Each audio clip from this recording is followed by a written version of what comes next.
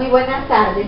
Buenas tardes, niña, ¿cómo está? Muy bien, ¿y usted? Bien, gracias. Bueno, vamos a hacer una entrevista sobre la época en la que usted estuvo en el sindicato del Hospital San Vicente de Paúl. Mientras estuvo en el sindicato, nos define la época, por favor. ¿Vivió este grupo al que usted pertenecía una fuerte ola de violencia, huelgas, amenazas y muertes? Sí. Se vivieron, tuvimos una huelga, unos dos paros,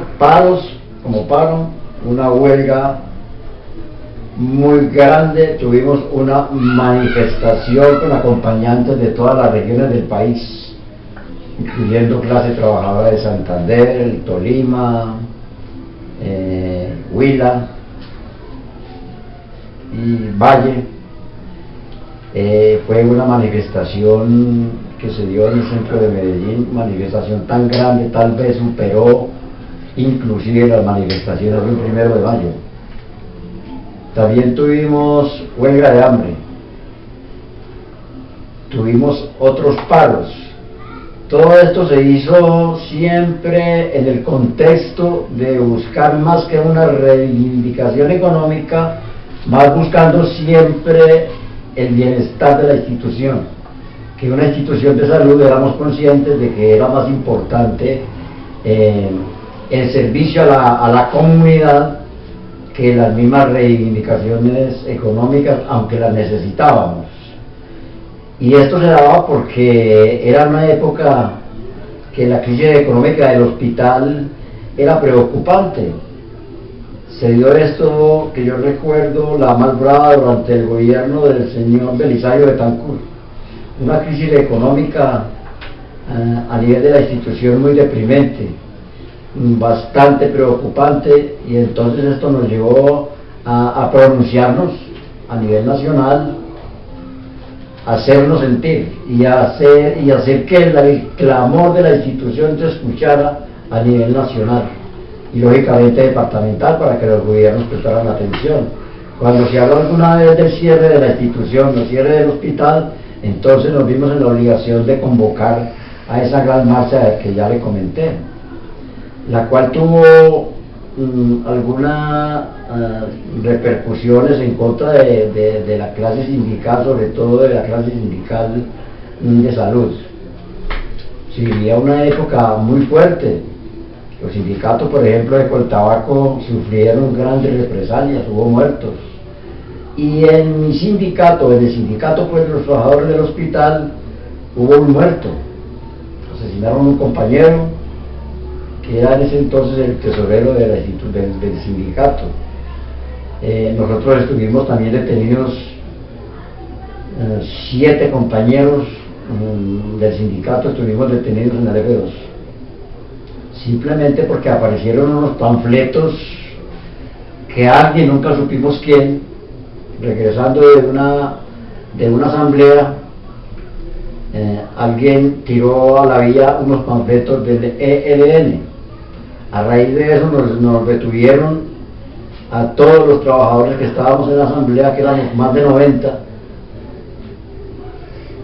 y nos dejaron detenidos a 7 compañeros, compañeras y compañeros, que éramos 3 hombres y 4 compañeras. Nos estuvieron detenidos. Se logró la liberación porque obviamente que la presidencia del sindicato y pusieron el grito en el cielo, y se acudió inclusive a la ayuda de este señor finado que fue asesinado, Héctor Abad Gómez, que lo mataron en la misma semana que mataron a un sindicalista que se llamaba Luis Felipe Vélez, creo. Ellos fueron asesinados esos días. Y en ese entonces acudieron los compañeros del sindicato, los otros que habían quedado libres acudieron a la ayuda de Héctor Abad Gómez. Y Héctor Abad Gómez, que era una persona muy influyente, un gran profesor de la universidad, hizo el reclamo ante el gobierno departamental y la secretaría y todo eso, y gracias a eso se logró la libertad de nosotros. Tuvimos eso y tuvimos amenazas. Yo sufrí amenazas de muerte personalmente, me las hicieron personalmente recién que habían asesinado al compañero Francisco Hernando Ladino, que lo asesinaron ahí muy cerca a la portería del hospital. Recién asesinado de él, a mí me hicieron 3 amenazas de muerte por teléfono y me recordaban, insistían en que me acordara del compañero Hernando Ladino lo que le había pasado, y que así que me estaban sugiriendo de que yo renunciara. La primera vez me asusté, la segunda no me asusté tanto, la tercera vez sí tuve que plantarme y decirle a la persona que me estaba amenazando que le diera la cara. Y deme la cara, no sea cobarde, no amenace por un teléfono, no se cubra con eso, deme la cara, que usted sabe quién soy, sabe dónde me conoce, sabe qué bar frecuento, sabe dónde vivo, porque me dieron la dirección de la casa, allá en donde vivía, cuántos hijos tenía, dónde estudiaba, porque yo estudiaba en el SENA por la noche, y él me daba todos los datos, o sea que me estaba diciendo que no tenía escapatoria, ni en la casa, ni en la calle, ni en el bar si estaba tomando ni un tinto, o una cerveza, que sabían dónde estaba. Y entonces la tercera vez le dije, amigo, no me voy a esconder, entonces ya sabe dónde me encuentro, déme la cara. Entonces yo no dejé de ir no dejé de frecuentar donde yo más iba a tomarme una gaseosa o a tomarme una cerveza, yo no dejé de ir, dispuesto a enfrentar a esa persona que nunca supe quién fue. Bueno, esas y otras cosas ocurrieron, aparte de las amenazas, no amenazas, sino más bien represalias del patrón, que por la misma posición que yo asumí, porque yo era un poco, digamos, radical, en vista de la persecución a nivel de la oficina, algunos otros jefes de planta que no tenían nada que ver con nosotros, desde el punto de vista sindical.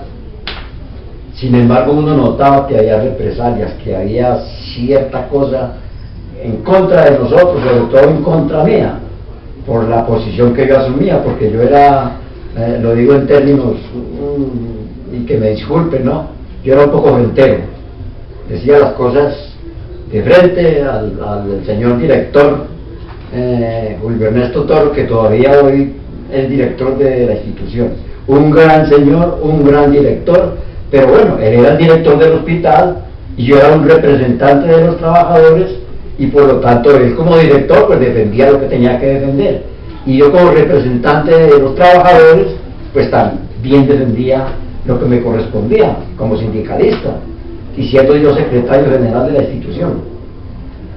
O sea que eso me acarreó, no a mí sino a otros compañeros, pero sobre todo a mí, me acarreó muchos enemigos. Sin embargo, yo seguí en lo que estaba, lo mío era lo mío, y yo consideré siempre que tenía la razón, y creo que la tuve. Entonces, esas son historias un poco desagradables.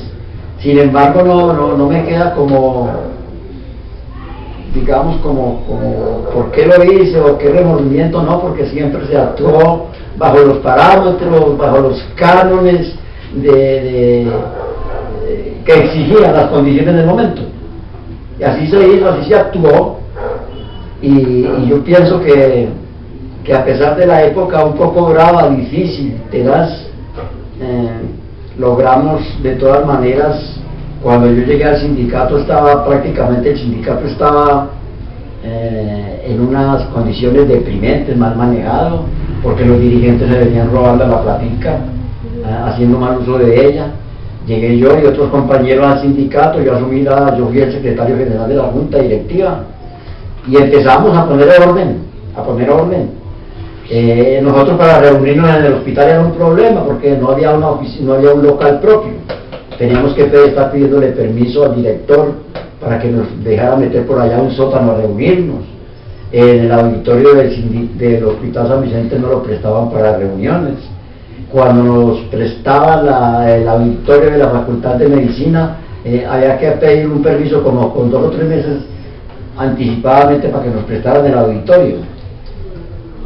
Hubo mucho problema, demasiado, pero supimos afrontarnos y afrontarnos con dignidad, a pesar de todas las cosas.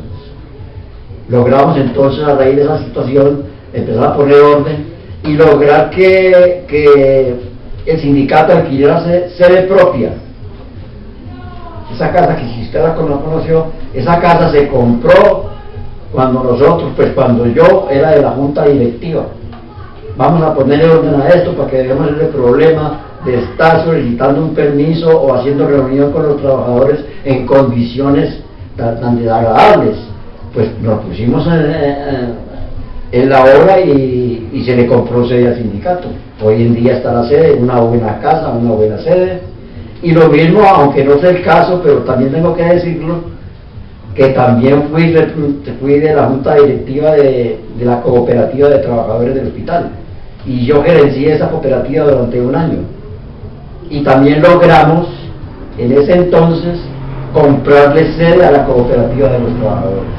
O sea que la cooperativa hoy en día tiene sede que se adquirió, se compró, cuando yo y los otros compañeros tuvimos el honor de pertenecer a esa cooperativa de los trabajadores. Y el sindicato tiene sede también, gracias a la obra de mía y de mis compañeros y mía. Fue una labor conjunta y se logró eso. Entonces son las condiciones del sindicato, que ya es un sindicato que decayó demasiado, pero creo que sigue funcionando, que no es lo mismo de fuerte, porque el sindicalismo ha decaído mucho en Colombia por muchas razones. Hasta ahí más o menos una historia así por encima de lo que fue la época cuando yo fui directivo sindical. ¿Qué años fueron esos?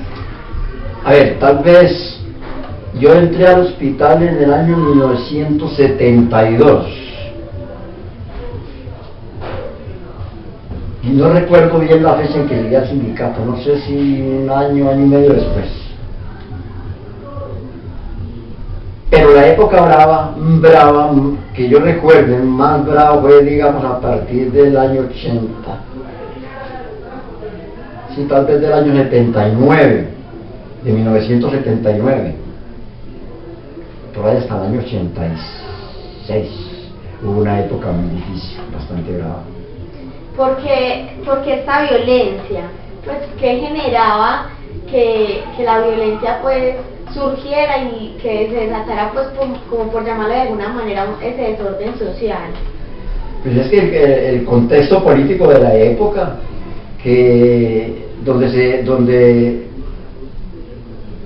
donde toda la clase dirigente del departamento, sobre todo y obviamente a nivel nacional, se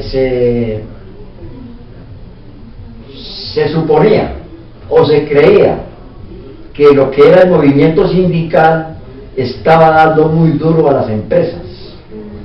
Y en esto la dirigencia tenía algo de razón, en el sentido de que mucha parte del sindicalismo no supo canalizar bien el papel que tenían que desempeñar. Entonces muchos sindicatos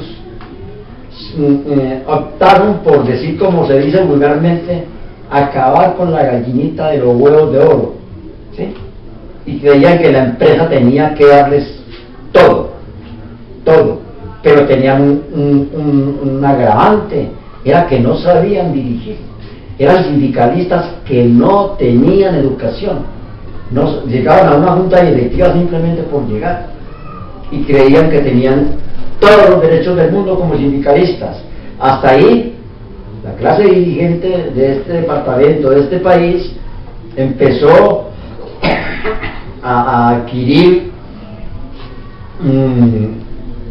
digamos, o a tomar ciertas medidas y represalias contra la dirigencia sindical. Está, por ejemplo, el caso de Grandería Medellín, que era una empresa muy golpeada. Tenía dos agravantes: que el patrón no era nada bueno, no era nada recomendable, pero los sindicalistas no tenían nada de bueno. Obviamente que la empresa desapareció.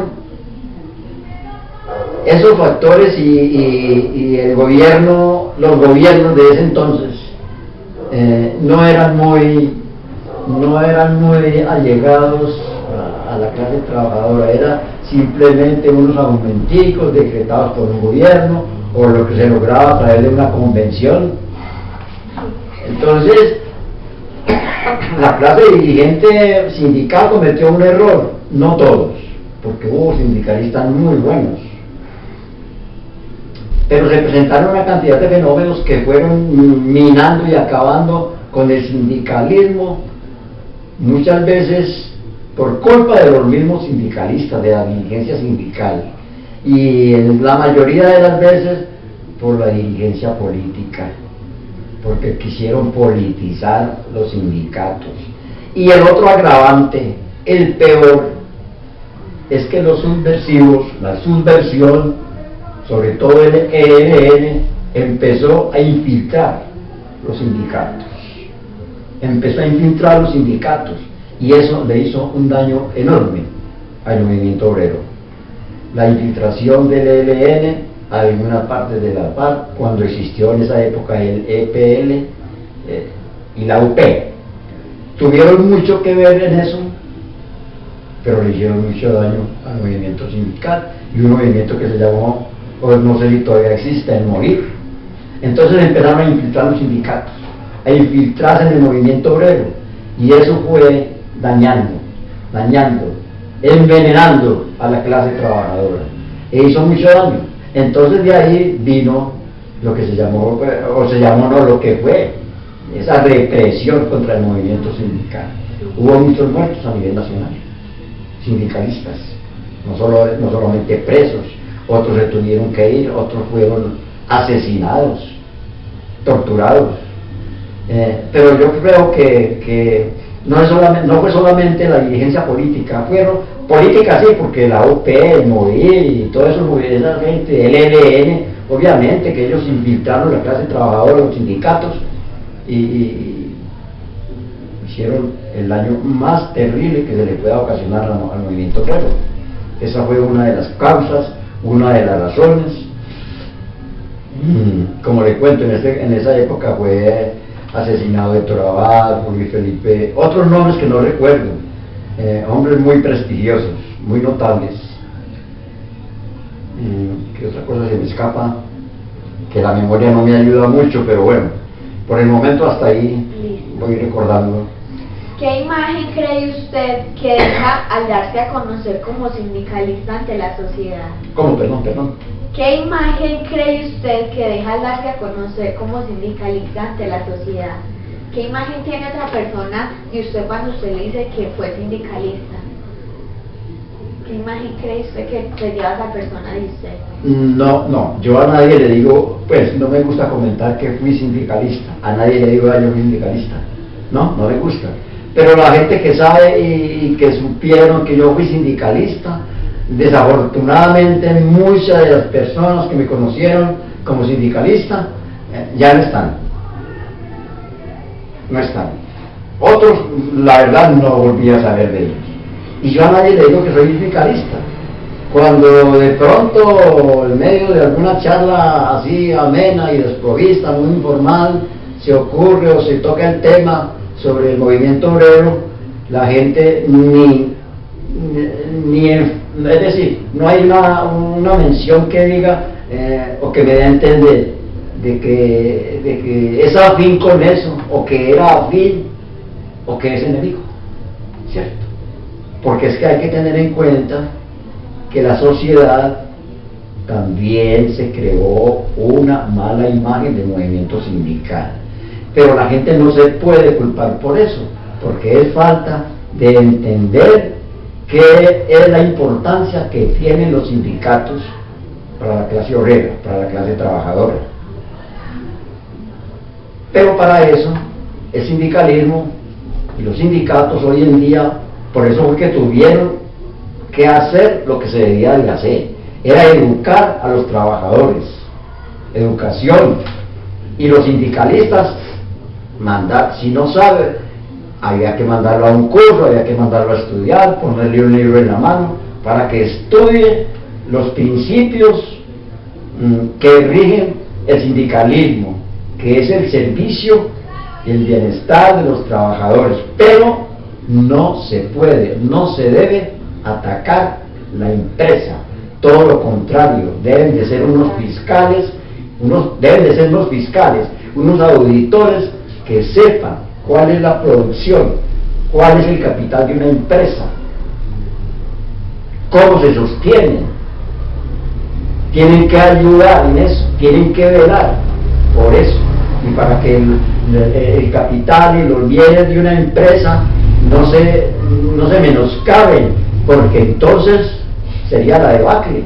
El sindicalismo que tiene que estar haciendo las dos funciones: velar por la empresa, ser muy celosos con la producción, con la empresa, con su capital, cómo se manejan esos recursos, qué es lo que tienen realmente, para saber qué es lo que le pueden pedir a la empresa, porque si no, entonces acaban con la empresa y acaban con el mismo movimiento. Entonces el sindicalista hoy en día debe de ser una persona preparada, no es llegar allá porque sí, porque le pareció muy bueno. Entonces fue una de las fallas del sindicalismo, pero hoy en día yo creo que es diferente. Hoy no se menciona tanto del sindicalismo, aunque siguen asesinando sindicalistas, desafortunadamente. Eso no debería ser así.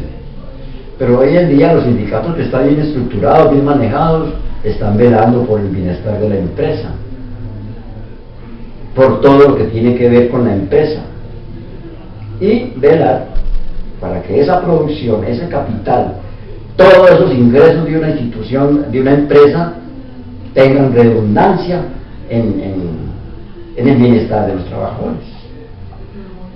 Muchas gracias, eso fue todo. ¿Eso era todo? Sí, señor. Niña, ha sido un placer. Muchas gracias. Con mucho gusto. Bueno.